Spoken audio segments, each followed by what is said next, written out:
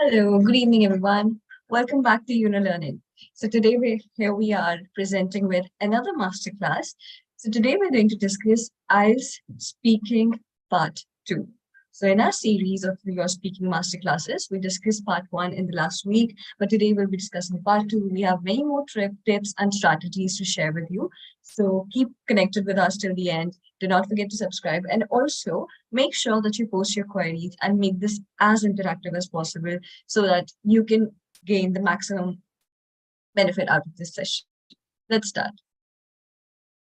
So let's have a quick overview for the students. What happens during an IELTS exam? So during an IELTS exam, we have three parts. You have to assess three parts. So part one is that lasts for 4 to 5 minutes. And you're asked 8 to 10 questions. So these are questions are very simple, very basic, everything about you. Questions, topics related to you. For example, your hobbies, your education, your name, your residence, anything and everything that is associated and is a personal or related to your personal things will be asked in part one. Part two, monologue. So here you have to speak on the given topic for around minutes. And these topics are nothing sort of complex or, some sort of robotic science. These are very simple, generic topics from your everyday life. For example, the examiner may ask you to describe a trip you went on or a simple park that you really like close to your residence. So these are very basic topics, and you are given four Q points with this, which we'll be discussing in detail in today's masterclass. Part 3, abstract questions. So here the examiners will ask you 3 to 4 questions which are related to part 2 topic. So whatever the topic was given to you in part 2, these questions will be related to that. For example, let's say in part 2, I asked you to describe a festival that you really like. The part 3 questions will be surrounded or around the topic festivals only. For example, what kind of festivals are celebrated in your country?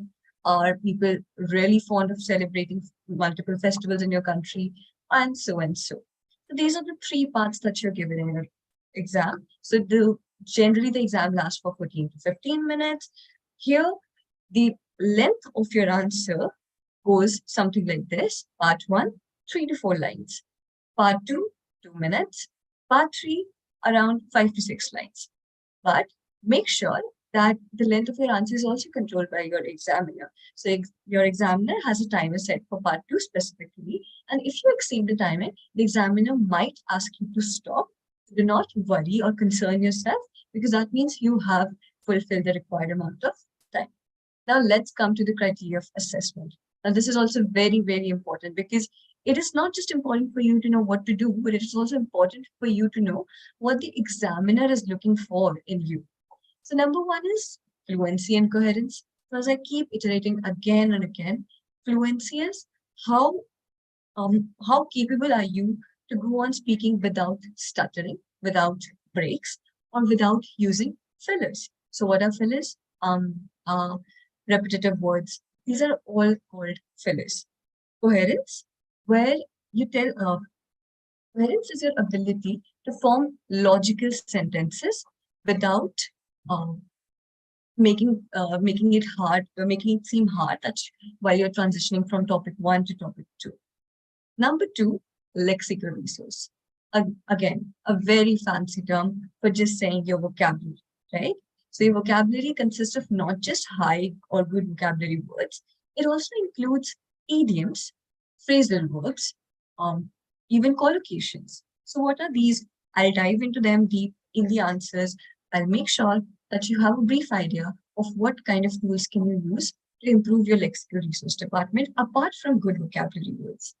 And number three, grammatical range and accuracy. The grammatical accuracy is, of course, your subject-verb agreement should be correct, your tenses should be correct, punctuation should be correct, and while talking about speaking, you must have pauses here and there to show the punctuation pauses. But also, when we talk about the range means the type of sentence structures that you're using, which might include complex sentences, compound sentences, even passive sentences, or conditional statements. So all of these are covered in the grammatical range part. And also remember, it is always good to show a range of tenses. Deploy the range of tenses so that the examiner knows that you have a grasp over the language. Last but not the least, pronunciation, especially in a speaking exam, you can well judge the importance of your pronunciation. But do not mistake it with accent. It is not that somebody is asking you to develop a fancy accent like American or British accent. All we're asking you to do is make sure the word that you're speaking is correctly pronounced. You pronounce live and do not mistake it with as leave. So these are few words, and there are few words that are pronounced same. For example, the spelling of the first form of verb read and third form read are the same, but the pronunciation is different. These are the few things we always have to keep in mind while we are taking our IELTS speaking exam. Let's move on.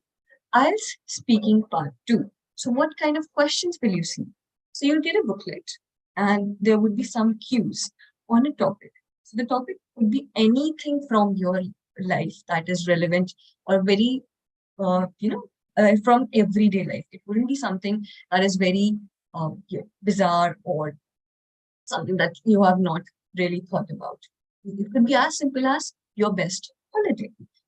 With this topic, you'll be given 4 cue points. Cue points means where this holiday was, where did you go, when did you go, what did you do there, and how was your experience. These are the 4 cues that will be followed by this topic. The topic is going to be very simple and very relevant to your field. Next, you're given 1 minute to write some notes and prepare for the topic. So the examiner sets a 60-second timer in front of you, wherein you're given a piece of paper where you can write your notes. And now, since you only have 60 seconds for making your notes, make sure that you do not write full sentences or full passages. All that you're supposed to do is write some key points, focus around some words that you're going to use in your answer, and then prepare the topic. Because a lot of the times I have seen students write down full-length sentences, and then when I ask them the question, they miss out on the word, miss out on the cues that are the last, the third or fourth cues, because they did not get enough time to think or write anything about it. So make sure that you use this time most judiciously and write down some key words instead of full-length sentences. Next, you will get 1 to 2 minutes to speak on it. So you're supposed to speak for 2 minutes, but the examiner will stop you as soon as the timer runs out. But for this, you have to make sure that you practice it enough times that in your head, you know when you are touching 2 minutes or you are about to touch 2 minutes. So you yourself can get that sense that, okay, how long do I have to speak? All right. So let's quickly move on to the strategy to answer your IELTS speaking part. The strategies are quite simple. Number 1 is generate your content around the cues given to you. This is the easiest way of generating your content. So whatever cues are given to you, let's go back to the previous topic, your family trip. So let's say the cues were, I'll just write down the cues for you. The topic says, yes, the topic says, describe your best holiday. And the cues around it are, when did you go? Where did you go?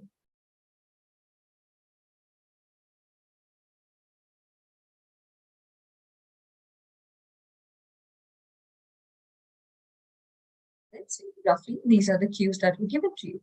So just generate your content around these cues. Cue number 1, when did you go? Just think of the time. It was in the summer of, let's say, 2019. What was happening then? What were the things going on in your life at that moment of time? Next cue, where did you go? Think of a place and think of some of the special features of the place, or how did you go there? How did you reach the place? What was this place like? Was it too cold, too warm? The weather conditions? Generate your ideas around that. Who did you go with? Who were the people that accompanied you on this trip? Was it your parents? Was it your friends? Then describe 1 or 2 of, if it was your friends, you can describe your friends. Why did you choose to go with them? What was so special about them? You can add your content, expand the content using these cues. Last but not the least, how did you feel? So, what was your feeling with this trip? Was it very exhilarating? Was it exhausting? Did you feel nice or did you feel it was a waste of time and money? Everything that you feel about. So, the simplest way to generate your content is take down your cues, write them down, and add more questions to it. If I say, when did you go? Just don't stick to when. Just don't give me a date. Give me some other things that were surrounding the when. What was happening in your life at that point of time? So do not stick to the questions directly, but try to expand and make more cues out of these questions. And that is the most easy way to expand your content. Next, we have you should have 2 to 3 sentences on each cue. So see, using this technique, you can always make sure that you have 2 to 3 sentences to talk about for each cue. And continue to speak until the examiner stops you. Do not stop on your own. Only stop if the examiner tells you to stop. That's how you can exactly know that you have reached your time. Modulate your voice. Now, this is something that is really overlooked in IELTS speaking exam.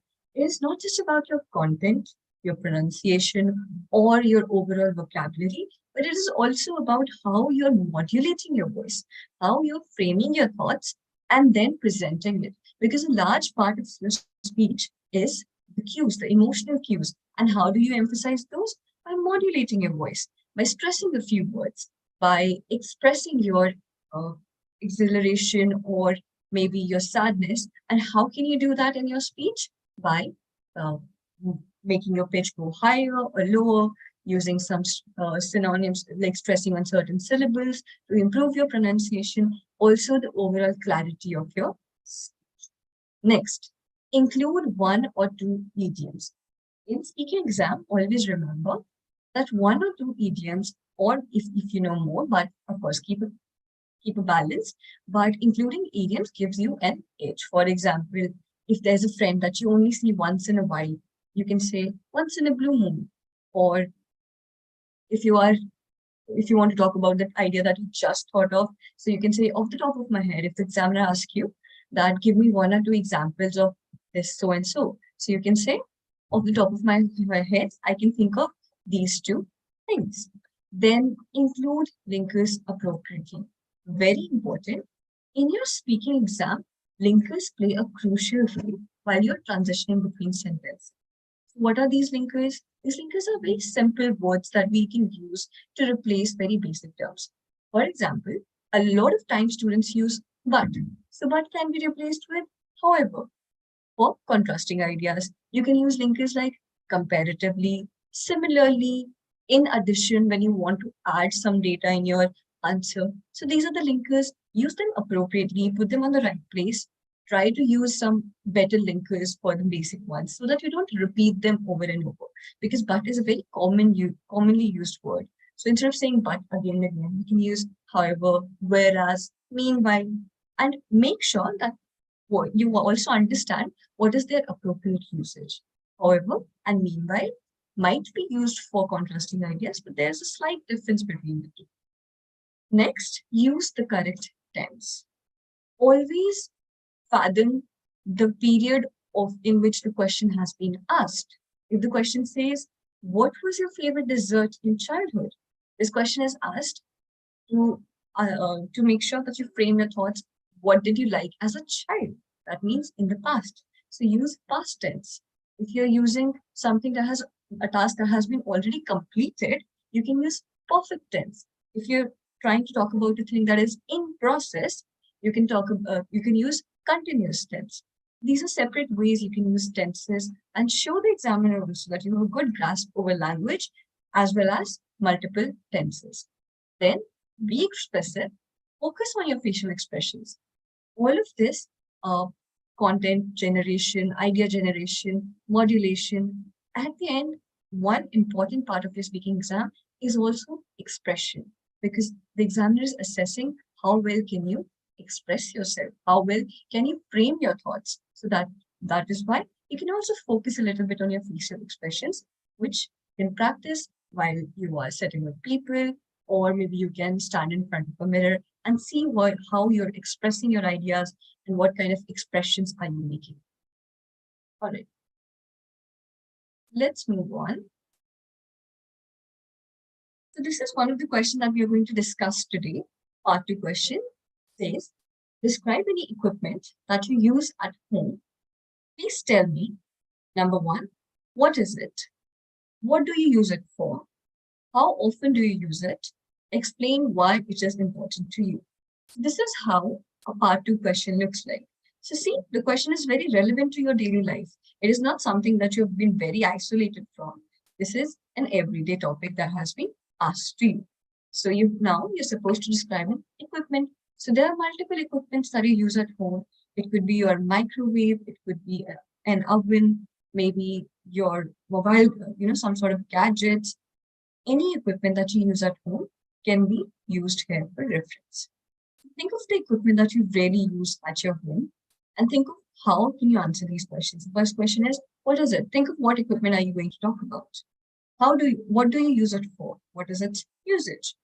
How often do you use it? Then, why is it important to you? Will you be not able to function without it? If not, then why? And if yes, then explain that. So tell us what part it plays in your life. Take about 10 seconds to think about it and see how would you frame your answer. And then we'll move on to the sample answer that we have prepared for you.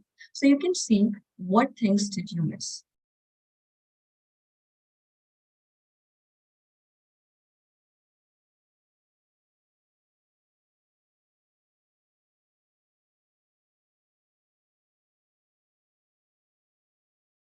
All right. So let's see how can you utilize the 1 minute that is given to you to make notes. So how can you use that 1 minute? As number 1, what is it? So what we have chosen here is hair straightener. So we're going to talk about hair straightener. What do you use it for? To change up my appearance and remodel how I look and to straighten my hair. So you can think of 2, 3 things relevant to how do you use it. So of course, you use your hair straightener just to straighten your hair. But what does that achieve? That changes your appearance, that remodels how you look. So these are the, subsets of the questions that you can think of while you're answering them. And this is how you can expand your answer. How often do you use it? So you can say maybe you use it very often for every day if you want to go to work, office, if you want to go to work or office, you use it. Or for some people, it could be only for important occasions because maybe you are scared, maybe the heat really damages your hair, so you only keep it for important occasions. So think of the subsets also, right? Then explain why it is important to you. I prefer to straighten my hair at home since I believe that salons overdo it. So why is it important? Because you think that salons overdo it. Or maybe someone can say, I have very frizzy hair, so I need to keep up my appearance, or whatever your reason could be. So this is how you use this 1 minute to prepare your notes like this, so that when you're answering your questions, you know how to approach each cue under the topic and you do not miss out any.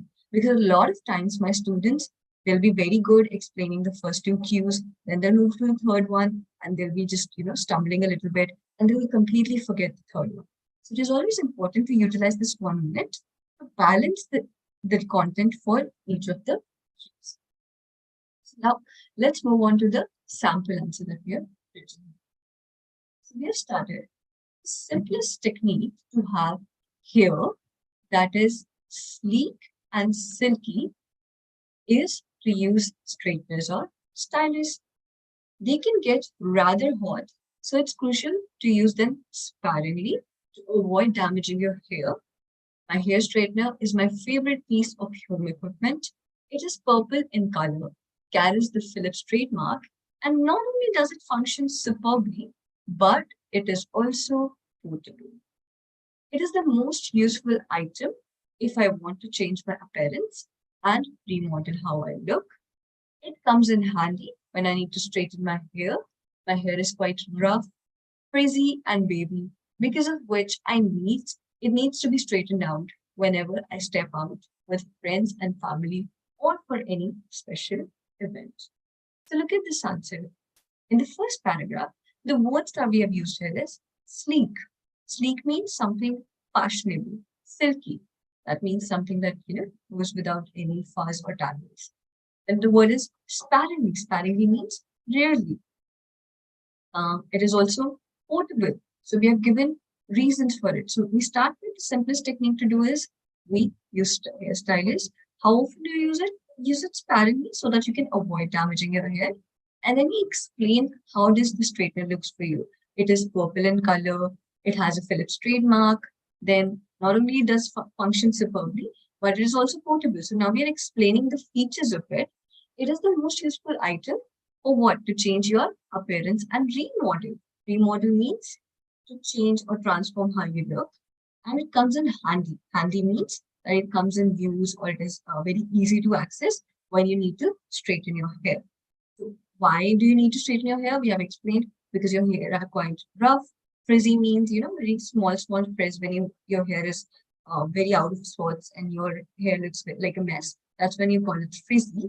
And wavy, because of which it needs to be straightened out whenever I step out with my friends, family, or anything special. Now, this answer, look at certain other linguistic tools that we have used. So if you see this sentence first, the simplest technique you have here that is sleek is to use straighteners or stylists. This is a complex sentence right here. Next sentence is, they can rather get hot, so it is crucial to use them sparingly to avoid damaging your hair. Now, this sentence is a combination of compound and complex sentence. So this shows a very precise grammatical range that you hold over the grammar, that you can use these multiple structures of sentences. You can also use compound, complex, passive statements, as well as compound complex. So if you closely look at this sentence, the first clause, they can get rather hot. This is an independent clause. That means no other clause is needed to complete this sentence. Second clause, it is crucial to use them sparingly. This is another independent clause. But when I say to avoid damaging your hair, now this clause is dependent on some other sentence to complete its full meaning. So there we have two independent clauses which are joined by so, which makes a compound sentence, but then a dependent clause, and henceforth we have a combination of a compound and complex. This is how you can utilize these tools in your answers as well to make sure that the examiner can see that you can also use these multiple types of sentence structures. Next, we have not only does it function superbly, but it is also portable. So using the conjunctions not only and but also, we have made and we have shown another sentence structure here. Next, we have my hair is quite rough, frizzy, and wavy. Then because is a conjunction that we have used to join the sentence of which it needs to be straightened out whenever I step out with my family, friends, or for any special event. So you see, we're not just making one simple sentences. We've made sure that we deploy different conjunctions to join these sentences and make a combination of complex sentences, compound, and even complex compound. Let's move on to the next paragraph. However, so instead of using but, remember, now we are talking about contrasting ideas. So we have used the word however, comma. I only use it for important occasions. That's overheating hair damages it. So I've used since instead of because. I prefer to straighten my hair at home since I believe that salons, you prefer to do it at home. Why? Because since is used as in place of because you believe that salons can overdo it. Overdo it means they tend to go overboard with this. Next, my hair straightener is an essential piece of equipment that I carry with me even when I travel. So your hair straightener is an essential piece of equipment that you carry with you even when you travel. I have seen that straighteners work better on dry hair. It is recommended to let hair dry naturally or with a hair dryer after washing before using the straightener in it. So you can now explain how do you use it, what are the what are the ways that you think you can protect the damage to your hair. Wet hair can be styled using hairstylers, although they often don't appear to work as effectively or heat up as much. So here, the sentence structure we have used is another complex sentence is using although. They don't provide the same gloss. Gloss means the shine of your hair as a blow dry. For sure, if you want, you can use a pre-straightening product to get better results. Next, let me explain how it is used. Divide your hair into two strands, beginning at the roots. Place one strand onto the plate of the straightener, close the plates, then gently move it down your hair towards the end. For greatest results, it's ideal to gently straighten the length of your hair for around 6 seconds rather than continuously moving the plates through it. This technique should fetch you the best result. So fetch means get you the best results. So these are the few words that we have used to enhance our vocabulary. So this is how we've tried to incorporate multiple sentence structures, multiple vocabulary words in your answer, and see how we have tried to expand each and every part of the question. We have not just simply focused on what it is, we have explained how does it look also, which is a subset of that question. Then we've also talked about why don't you use it often? Because it damages your hair. So what do you do instead? How do you protect your hair? So these are the subsets of questions that you can think in your head and then expand your data on. These are the ways you can, of course, make sure that your answers are uh, most spontaneous and you do not have to struggle with content generation. One more thing that I need you to look at, that every sentence, like let me explain how. This is one of the ways you can expand or start your certain sentences, certain passages. Then beginning at the roots. This is another sentence structure that we have used instead of saying that place one strand or begin from the roots. There are multiple ways how you can make sure that your answer is um, formulated or framed. Right.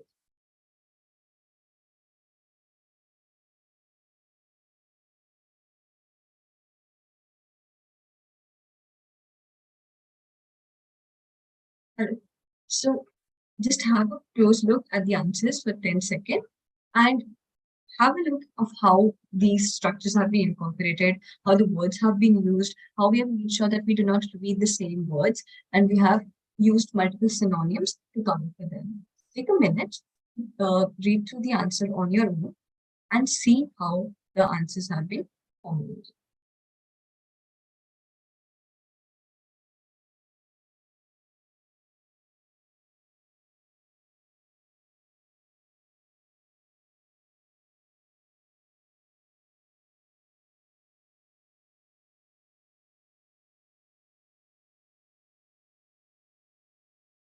All right. So one more thing that you need to focus on is there are some phrasal verbs that we have used in this answer as well. For example, heat up. So heat up is a phrasal verb. Phrasal verb is when you join two words in a way that they completely convey a different message. Heat up is a phrasal verb. So you can use these phrasal verbs and other idioms in your answer to make sure that you show a greater lexical basis.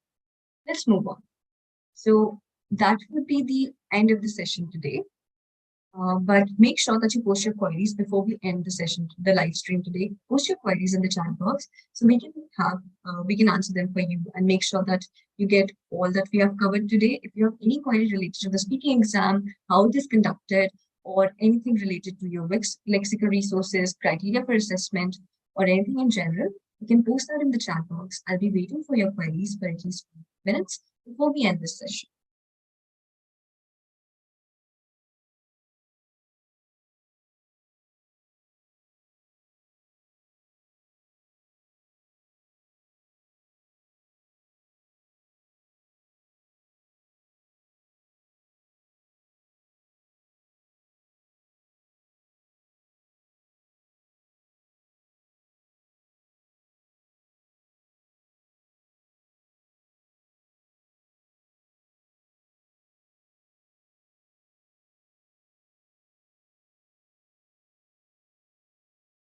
make sure that whatever question that you have in your mind regarding any aspect of what we covered today, you can drop it in the chat box, in the live chat, and we'll be more than happy to answer it for you.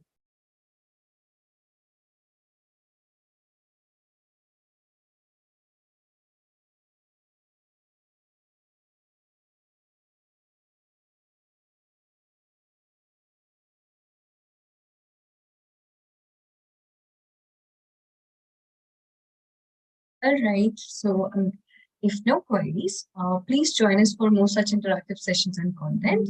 Do not forget to subscribe to our YouTube channel below. If you have any other queries or if you think of any other query later on, please visit our website at www.yunolearning.com, or you can directly call us at 8847251466. And do join us for our next live stream session on Friday. Thank you so much for joining. See you soon.